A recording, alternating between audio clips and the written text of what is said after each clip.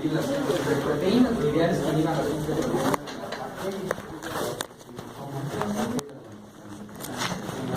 Tiene características particulares a las de mamíferos. Los somos de mamíferos que están en el retículo endoplástico rugoso, que se llama, ¿no? Las bacterias están nuevos aeroribosomas, que son esencialmente diferentes, pero muchos antibióticos que se pegan o bloquean esta actividad también se puede pegar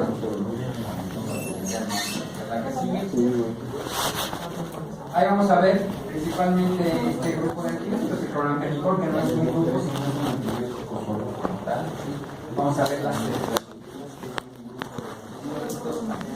sigue alguna de ellas, la primera que se llama sintetracitina,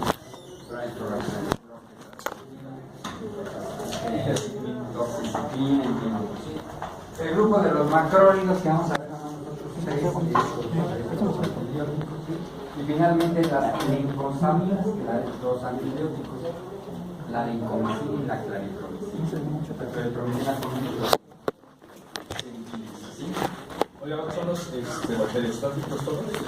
Estos son bacterios, todos exactamente, todos los inhibidores de la bacteriostáticos, a diferencia de los beta-lactámicos que son bactericidas, que se la bacteria nada más les decía que no se traen con la impresión de que si nada más es bacteriostático va a ser como bactericida, pero no, en realidad puede haber bacteriostáticos que sean inclusive más eficaces que los bactericidas, porque acuérdense que lo que funciona, los antibióticos nos ayudan mucho a tratar las infecciones, pero lo que realmente va a controlar la infección son el sistema inmune, que nosotros lo ayudamos con los bacteriostáticos o los bactericidas, claro que sí lo ayudamos, pero van a ver que los pacientes con SIDA, hay pacientes que ya están tan afectados y están tan inmunodeprimidos que ni con los antibióticos igual muchos pacientes que se les inhibe, se les produce, por ejemplo en el trasplante de médula, hay que matar todas las células de la médula ósea para poderles introducir por vía intravenosa células nuevas o diferentes. Hay una etapa en que se destruyen todas estas con quimioterapia, con todas las células de la médula ósea, inclusive tienen que estar en cuartos aislados, con grupo laminar, nadie puede entrar, se la pasan como 3 o 4 veces aislados, sin que puedan hacer nada metido, para que no vayan a agarrar una infección, pese a que pueden estar llenos de antibióticos, pero al tener el sistema inmune completamente comprometido, también es pone en alto. Entonces sí, los antibióticos funcionan, pero con el sistema inmune. ¿Los cetólidos también pertenecen a este grupo? ¿Los qué? ¿Los cetólidos? No, los cetólidos no, ninguno de estos. Pero no que sean inhibidores de la síntesis de proteínas, no los vamos a ver los tales como vamos a ver macrólidos, lincomicina, aminoglucósidos, linosolid, ¿sí? Y se mezclan las quinolonas y les hacen su fermentación. ¿Sí? Los cetólidos vamos a ver. ¿Cuál es de los cetólidos? No, es que, o sea, ve que los cetólidos eran un grupo que también pueden ser inhibidores de la síntesis de proteínas, pero no, hay uno por ahí que bueno, la sigue. El cloramfenicol, bueno, se fue aislado en 1948 a partir de un estreptomista. A partir de la penicilina empezaron a buscar sustancias en todos los cultivos de hombres para ver si hay esa sustancia, y se obtuvo especialmente el cloramfenicol, que en realidad para ser un producto bacteriano es una sustancia bastante simple. En la actualidad ya no se obtiene así, sino que se sintetiza químicamente. ¿Sí? ¿La sigue? El mecanismo de acción pues, es inhibición de la síntesis de proteínas, pero hay varios mecanismos de inhibición de la síntesis de proteínas que actúan precisamente sobre el ribosoma. Pueden bloquear la peptidación, la translocación, ¿sí? O la unión del paso 3, la transpeptidación, ¿sí? Es el que se une. ¿Se acuerdan cómo funciona el RNA mensajero? Es atrapado por el ribosoma. Entonces, al ser atrapado por el ribosoma empieza a leerse códice que viene del RNA mensajero. Entonces el RNA de transferencia, que según el código contrario que tiene el RNA de transferencia mensajero, se puede acoplar y trae pegado un aminoácido específico. Entonces según va armando la proteína, la secuencia de aminoácidos que tiene determinada proteína. Entonces, precisamente el mecanismo del proangelicol es, se pega todo bien, el ribosoma atrapa, está formado por dos unidades, la 50S y la 30S, que se refieren a 50 kilodaltons, ¿no? Y 30S, o sea, de un peso molecular de 30, creo que es así, se llama 30S o 50S, ¿verdad? Esas dos se pegan atrapando el RNA de transferencia y empiezan a leer la información y van pegando precisamente los RNA de transferencia. La transmetidación es una vez que ya se pegó esto, es unir aquí en esta parte del ribosoma, pues hay las enzimas correspondientes para que se unan esos aminoácidos, ¿sí? Se mueva esto, elimine el RNA de transferencia previo, ¿sí? Y agarre otro para seguir leyendo la lectura e ir formando la cadena de proteína, la cadena de aminoácidos para la proteína. Entonces, este mide la transpeptidación, ¿sí? La unión precisamente de los aminoácidos que se pretende unir para formar la cadena de aminoácidos. ¿Sí? Hay los mecanismos de resistencia es elaboración de acetiltransferasa que inactiva el clorambuterol, es mediado por plásmidos que son los que se transmiten precisamente esta información. Entonces, esto es un mecanismo muy semejante a la de la beta-lactamasa, nada más que aquí como no tiene un anillo beta-lactámico, ¿sí? Las bacterias son capaces de crear una sustancia que destruye el clorambuterol directamente. Pero afortunadamente no hay una resistencia muy importante, es un antibiótico que se ha dejado de usar. Y la ventaja de que se haya dejado de usar hace que hayan perdido también las bacterias la capacidad de, o sea, el número de bacterias que tienen esta capacidad de producir la acetiltransferasa, enzima que destruye el clorambuterol. De ahí ven el esquema antibacteriano y dice, bueno, pues ya con ese, pues ya para qué, tenemos matamos un montón de bacterias, ¿sí? Entonces están los estreptococcus, estafilococos que son sensibles a la medicina, son resistentes a la medicina, le pegan a los que allá, pero no les pega, ¿sí?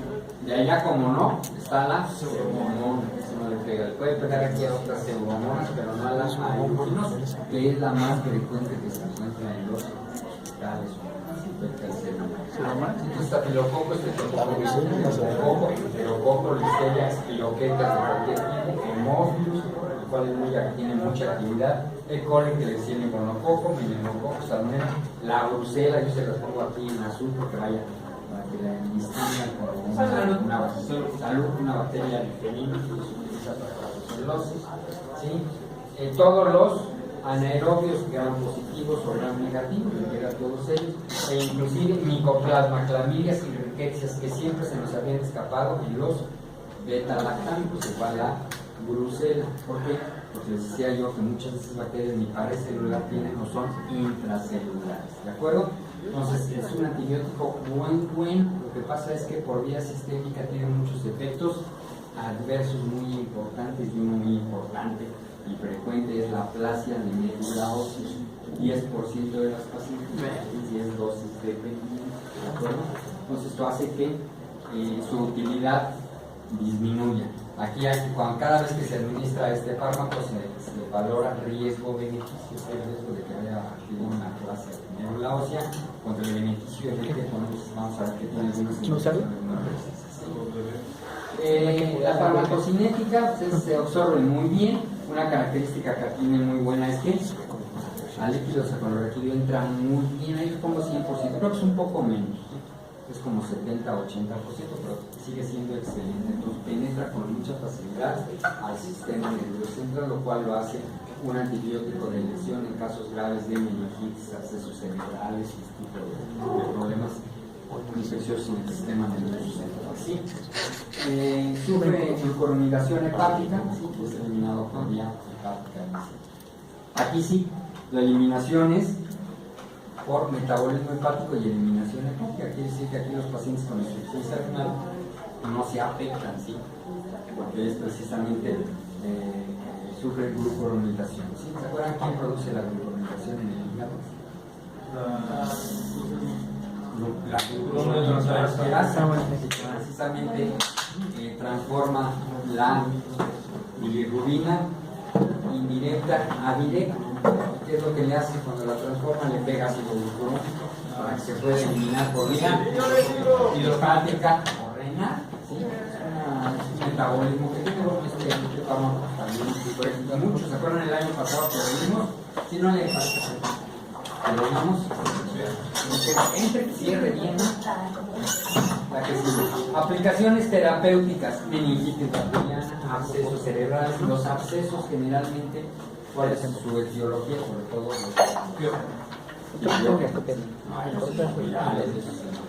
pero de estos, ¿cuáles son los bacterios? Sobre todo los abscesos cerebrales. No, si caso estafilococo o los anaerobios. Los anaerobios tienden a producir mucho tipo de abscesos. Y como le pega a todos los anaerobios, es una buena opción.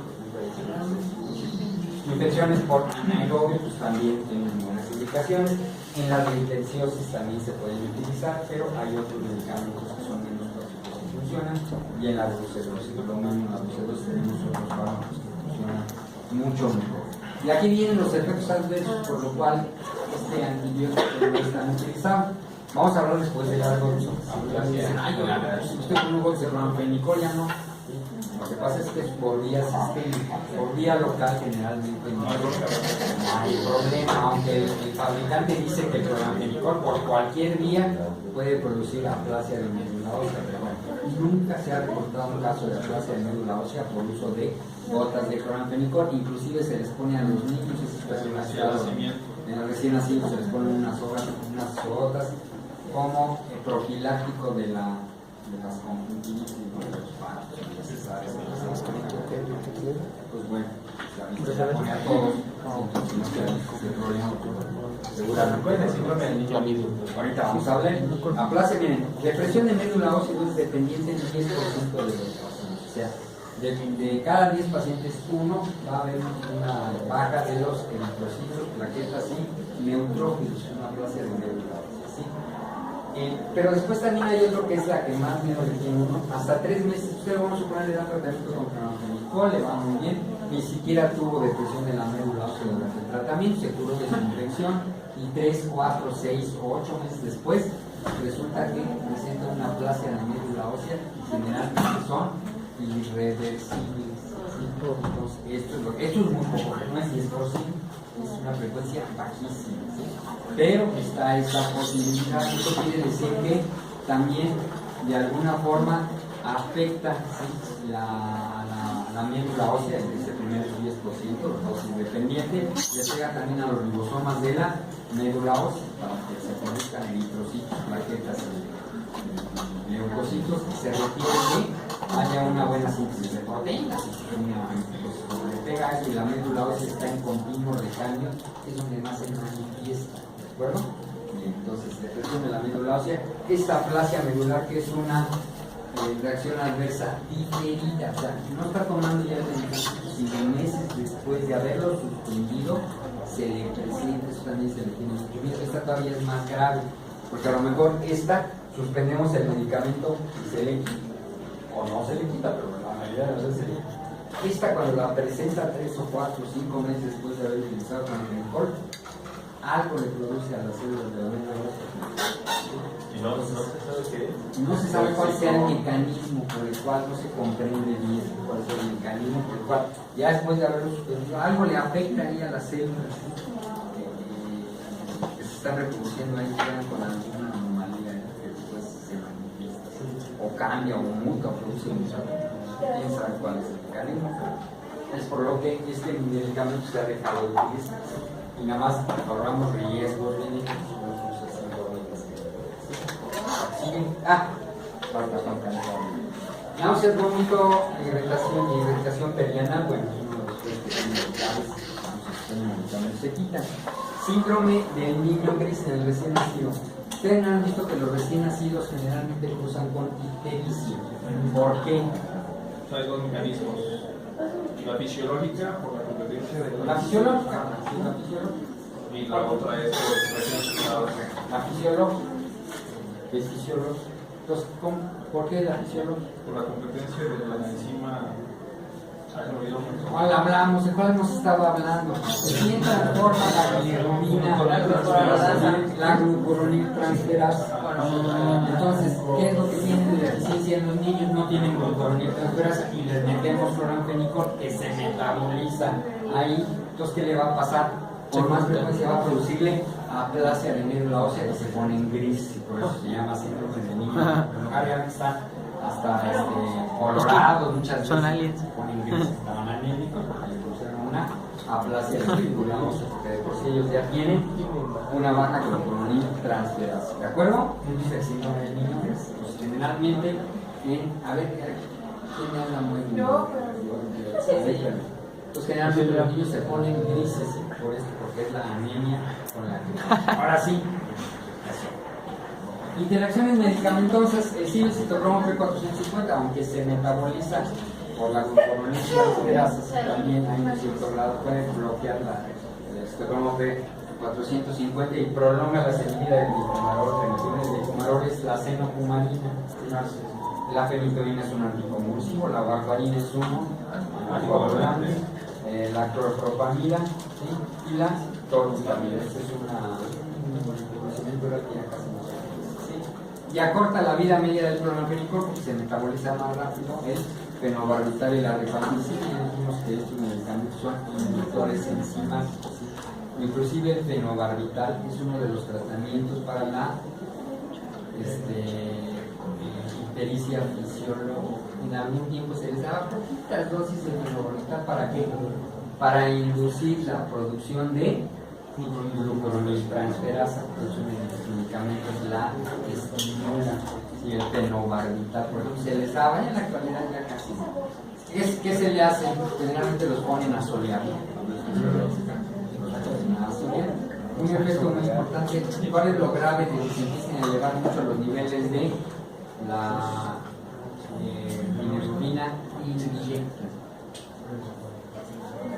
¿Qué? Sí, pero ¿qué tipo? La bilirrubina indirecta precisamente es muy liposoluble. Precisamente el hígado le pone ácido glucurónico para hacerla ¿qué? Hidrosoluble y se elimine, ¿de acuerdo? Pero como no se lo puede poner, se acumula esta, entonces se fija a los ganglios basales, ¿sí? Y produce perníteros que se manifiesta por movimientos anormales o cerebrales que se acompañan de movimientos anormales, que se llaman perníteros. Ya en la actualidad pues ya no, pero hubo un tiempo en que no se cuidaba esto y entonces se elevaban mucho los niveles de bilirrubina indirecta, ¿sí? En las presentaciones hay presentaciones, el cloramicetín puede hacer por vía oral, se absorbe muy bien, o por vía parenteral, según la gravedad del paciente, ¿sí? Ahí están las dosis en adultos y son las gotitas prematuros, y este es el cloramfenicol, son las gotas oftálmicas que estas están en el mercado, por todo el mundo las usa indiscriminadamente, bueno, está bien, ¿sí? Y obviamente le pega muchas infecciones oculares, ¿por qué? Porque le pega a muchas bacterias, ¿de acuerdo? Entonces generalmente es un antibiótico muy bueno, ¿sí? Algo se ha de absorber, seguramente algo se absorbe, los fabricantes ponen ahí, ustedes vean cuando vean una de esas, el cloramfenicol administrado, así dicen, cloramfenicol administrado por cualquier vía, ¿sí? Pues puede causar manifestaciones sistémicas, aplasia de médula ósea, ¿sí? Pero no se ha visto que con las gotitas se presente, entonces se usa hasta necesario. Ahora ya por vía oral o por vía parenteral, entonces los dosis son muchísimo mayores, entonces ya hay que tenerlo, ¿sí? ¿De acuerdo? Entonces es el cloramfenicol, un antibiótico muy bueno, le pega muchas infecciones urinarias, infecciones de la piel, todas, pero el problema es la aplasia de médula ósea. No solamente se va a dar en casos graves que las meningitis, porque además el cloramfenicol penetra muy bien al sistema nervioso central, entonces bueno, no es muy grave, ¿sí? Que le vaya a hacer aplasia de médula ósea en 1%, pues bueno, disminuimos la dosis, y si tiene una aplasia ya permanente meses después, pues ya es muy raro. ¿Qué veríamos? Una VH baja. Hay que estar tomando biometrías hemáticas continuas, si empieza a bajar plaquetas, empieza a hacerse anémico, empieza a tener leucopenia o tienda, dependiendo de las primeras que tú, generalmente comer una infección debería tener hasta leucocitosis, pero si ya inclusive se normaliza o hasta baja, quiere decir que ya está produciendo este problema y es peor. Se sirve para tratar la infección, pues hay que explicarlo, ¿sí? Con la idea de que se recupere, ya damos otro antibiótico, se recupere de esto y no haga meses después esa aplasia que es como diferente. ¿Sí? En Estados Unidos lo llegaron a proscribir, pero sí se vende, sí se produce porque tienen unas indicaciones muy precisas. Pacientes graves pueden beneficiarse. ¿Sí? Bien, el otro grupo son las tetraciclinas, la que sigue. Estas también son producidos por el Streptomyces abrophasis en 1948 y después con el Rimosus en 1950. Pues como lo ven, generalmente se empezó a investigar sobre sustancias que producían algunos hongos. Entonces de ahí se empezaron a obtener unas sustancias, las tetraciclinas también, el prolampenicol, las tetraciclinas de la penicilina, se empezaron a obtener por estos mecanismos. Fue el auge de la investigación a ese nivel, a ver cómo algunos hongos o bacterias, qué sustancias producían y si podían utilizarse esas sustancias, sintetizarse o aislarse o purificarse de los cultivos de estos hongos o bacterias que pudieran administrar. Y entonces aquí también fue el resultado de esto. ¿Sí? Hay muchas de ellas, ahí vemos aquí, se llaman tetraciclinas porque precisamente tienen 4 anillos cíclicos. ¿Sí? Y hay muchos sitios radical acá, ¿sí? Otro también puede tener diferentes, ¿sí? Entonces con eso se cambian esas estructuras por un metilo, por un cloro, por un hidrógeno, por un nitrógeno. Entonces se pueden hacer gran variedad de estos muchos. Han salido al mercado muchos, pero solamente han permanecido algunos cuantos, ¿sí? Que tienen una utilidad importante. ¿Cuál es el mecanismo de acción? También son inhibidores de la síntesis de proteínas, pero estos impiden la unión, es el punto 3, que es la unión, impiden la unión entre el RNA de transferencia y el RNA mensaje, bloquean precisamente este sitio. Entonces se pueden unir estos dos ácidos ribonucleicos, entonces no se puede lograr adecuadamente la síntesis de las proteínas. Acuérdense que el prolampenicol era inhibir la transpeptidación, también ya se conocen muy bien, con mucha finura donde bloquea precisamente la síntesis de proteínas. Doctor, solamente el bacteriano, ¿no le da también al humano? El prolampenicol supuestamente sí le debe dar, menos. ¿Sí? Vamos a ver que está contraindicado en los niños y tiene otros efectos adversos, pero no se ha visto que sea muy importante. Como les decía yo que a veces cambia un poquito la estructura del ribosoma bacteriano del humano. Entonces a veces los medicamentos pueden o no limitar la acción de los organismos. ¿Sí? Aparentemente no tiene tanto problema. Pero el prolampenicol sí. El mecanismo de resistencia es disminución en la capacidad de acumular el antibiótico en el interior de la célula, es transmitido por plasmidos, presencia de bomba de Gregg. Ya dijimos que empiezan a crear una proteína, un transportador que específicamente saca el antibiótico del interior de la célula para que no le dé daño. ¿Sí? Es el mecanismo generalmente de la resistencia de estas bacterias.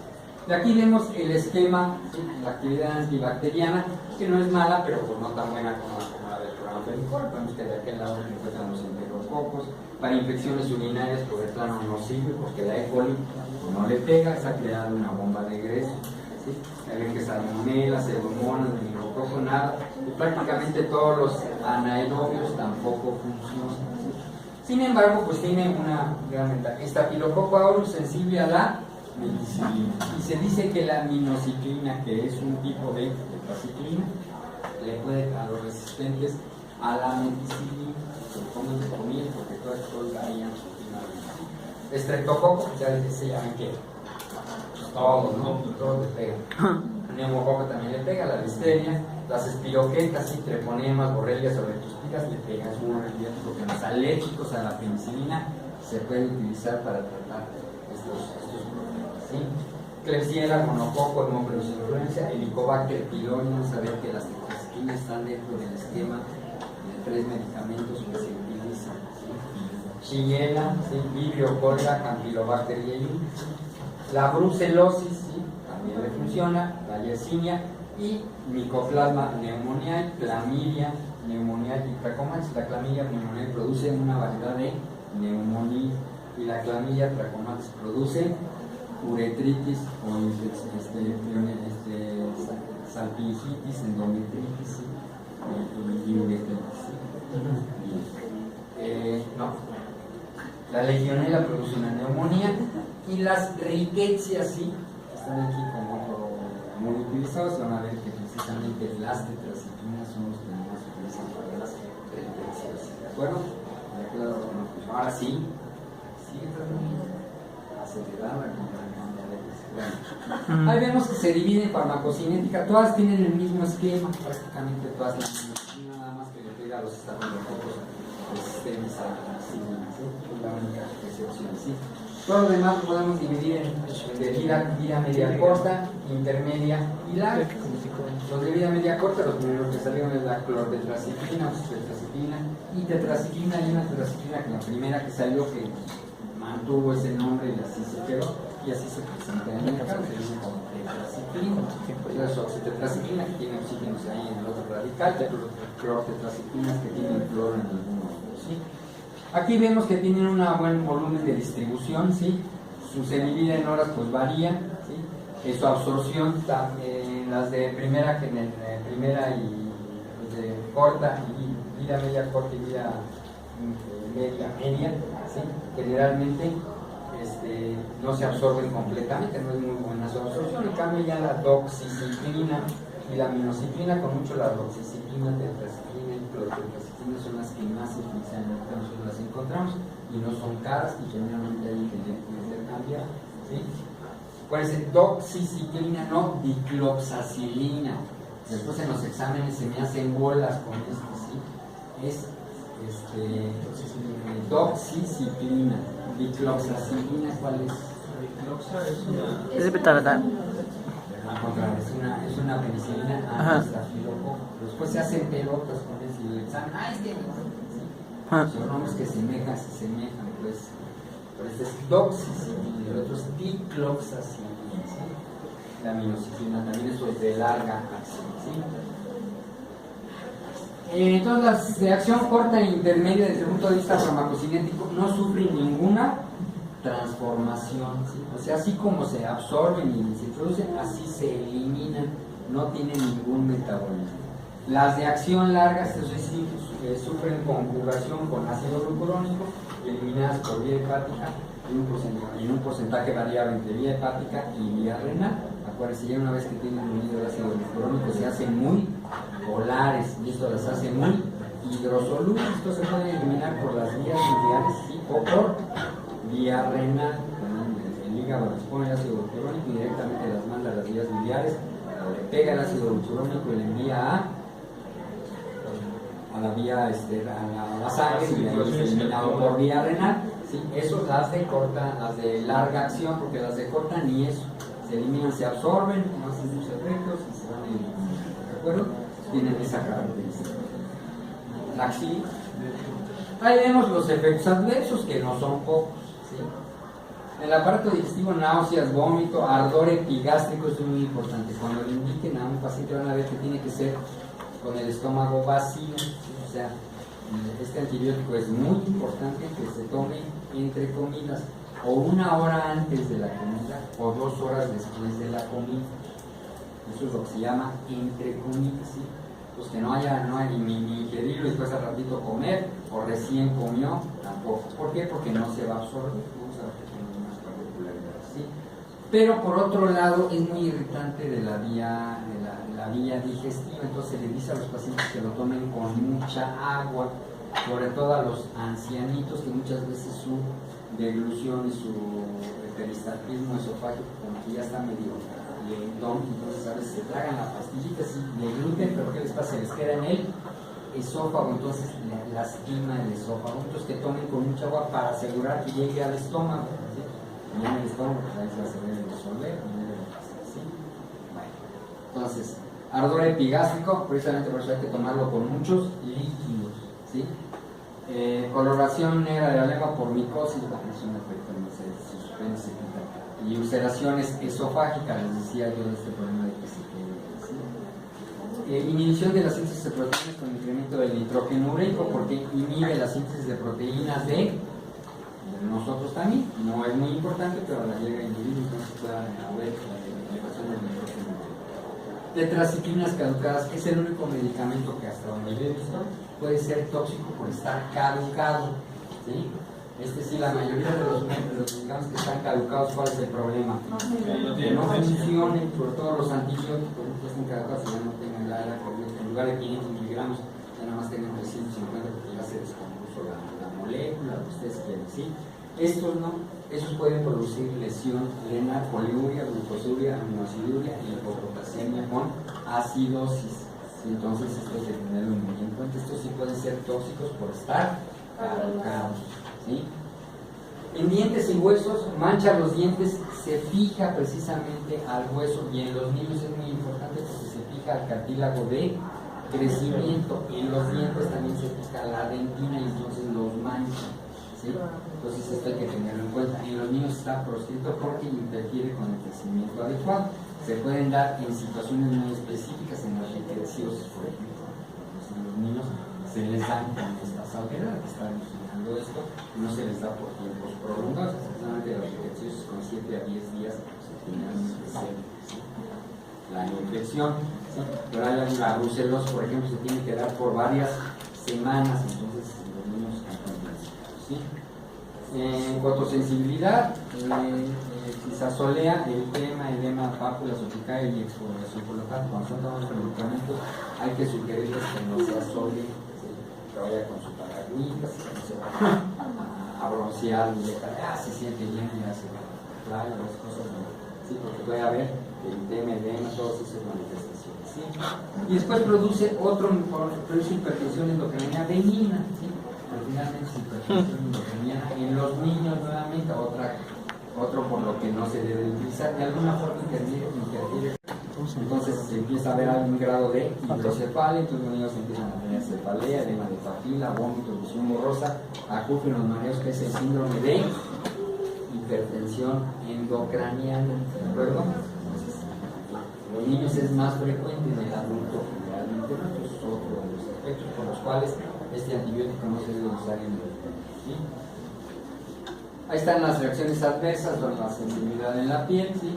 Y el manchado que pueden tener los dientes, por ejemplo, es mucho en la brucelosis que se da por varias semanas, entonces la dentina se nota porque se fija.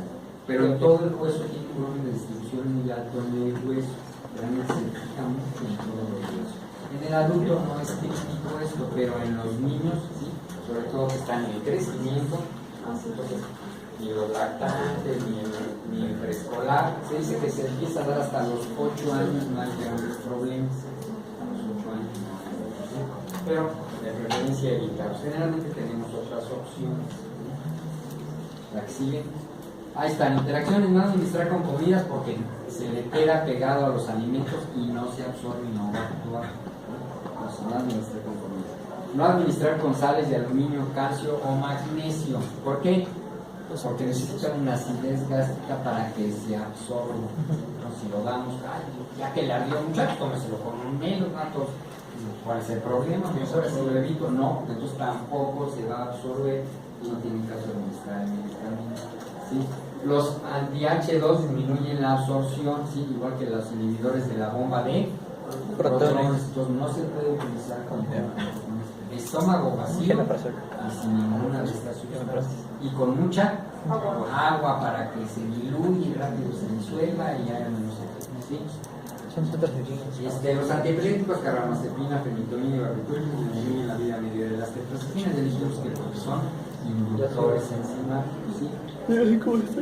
Las tetracinas reducen el efecto de anticonceptivos y aumentan los de los anticoagulantes, ya dijimos que se ¿de acuerdo? Bueno, la que sigue. Usos clínicos de las tetraciclinas, ¿sí? A uno, ¿no? Un nombre popular que lo encuentran en genérico. Las tetraciclinas, no sé por qué la gente así de los pueblos y de las rancherías les parecía terramicina. Sí. Todos la pedían, llegaban y sentían malitos de gripe, terramicina, toda que es un nombre comercial de la clorotetraciclina. Dicen que era por un personaje de la televisión, doctor Terramicina.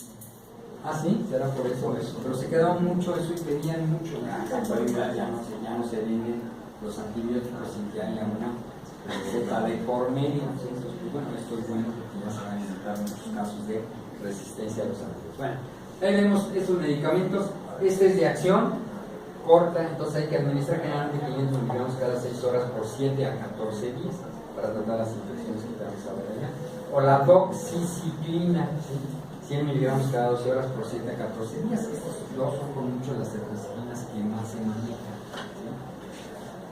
La enfermedad de Lynn, que es una borreliosis, ya dijimos que le pega y es una indicación precisa de la enfermedad. En la fiebre recurrente que se conoce borrelia, un esbalo.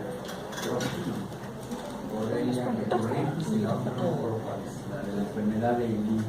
¿Sí? Bueno, son infecciones que cruzan con fiebre, difícil ya lo verán ustedes en la oncología. El granuloma inguinal, que es por la Clamidia trachomatis, es una infección genital que se manifiesta por ganglios, granulomas, es una infección de transmisión sexual, también es el tratamiento específico. Infecciones por Clamidia o granuloma inguinal, son a veces infecciones por micoplasma. También el micoplasma dijimos que produce neumonía y también infecciones por clamidia, y hay una neumonía también por clamidia y le pega a los neumococos. Entonces, en las infecciones, en la neumonía adquirida en la comunidad, también es un antibiótico de inyección. ¿Sí? En adultos se puede solucionar porque le pega a todos los bacterias que causan la neumonía. Decía yo que la neumonía adquirida en la comunidad es por el 50% por neumococo y el otro 50% se lo reparten. No, la neumonía no, la bronquitis en el ecoco, con la enfermedad pulmonar obstructiva crónica sí, es el hemófilos y la moraxea, pero en un paciente joven o sin problema y le da una neumonía, una bronconeumonía, una neumonía adquirida en la comunidad, que no fume, ni que tenga problema pulmonar previo, ¿sí? Ese es el neumococo, 50%, y el otro 50% se lo reparte el micoplasma, la clamidia y la legionela. ¿Sí? Y algunas pues pero generalmente las cubren con eso, cubren prácticamente el 95%, y este antibiótico cubre a todos ellos. ¿La clamidia no es transmisión sexual? ¿Cuál? La clamidia trachomatis, sí. Y la clamidia pneumoniae, no. También le pega, no sé si lo puse, la citacosis. ¿Se acuerdan de la citacosis? Que es el taxi, no sé, que produce una neumonía también de los cuidadores de aves. ¿Sí? Que andan por los cotorros y los lloros, y parece que en las secreciones de los se presentan. También, digo, si llega a tener esta, pues también le pega, ¿sí? Es otra causa de neumonía. Una citacosis, una neumonía rara, una enfermedad infecciosa rara, pero que vamos a poder presentar, ¿verdad? Bueno, infecciones por legionela. Entonces, fíjense aquí, la clamidia, micoplasma y legionela pueden producir infecciones respiratorias, neumonía aquí en la comunidad, junto con el neumococo, también le pega al neumococo, le pega a los más frecuentes. En las rickettsiosis funciona como de elección, ¿sí? La doxiciclina, por ejemplo, es muy utilizada para eso. Profiloxis de malaria, vamos a ver que también le pega a estos parásitos, vamos a ver cuando veamos. El cólera es el NEI, indicación cuando hubo las epidemias de cólera, que se pegó el cólera, por todos lados había la doxiciclina. En el acné intenso, es el que está con infección, ¿sí? Con muchas pústulas y demás, también los administran, los dermatólogos son muy frecuentes administrarlo. ¿Por qué? Porque le pega al estreptococo y al estafilococo, que son generalmente los causantes de alguna de esas infecciones, y algunas otras bacterias hay raras en la piel y en el acné, que también le pegan eso, entonces también es bueno así. La neumonía típica, ¿no vieron todavía en radiología cómo se describe una neumonía típica en radiología?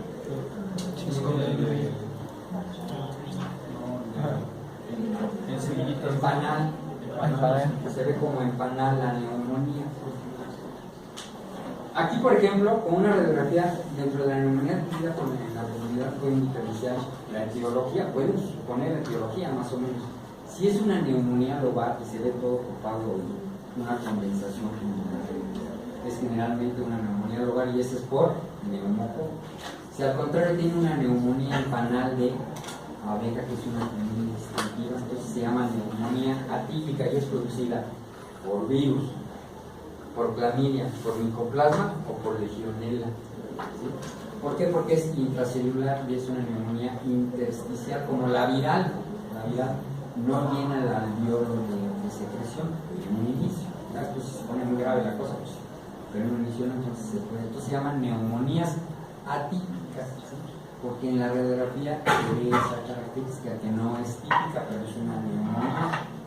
Claro, puede ser viral, no necesita antibióticos, pero a veces no podemos saber si es viral o por estos tres que son intracelulares, igual que los virus, ¿sí o no? Los virus son parásitos intracelulares, se producen ahí dentro de las células, ¿sí? No son extracelulares como el neumococo, que entonces se produce gran cantidad de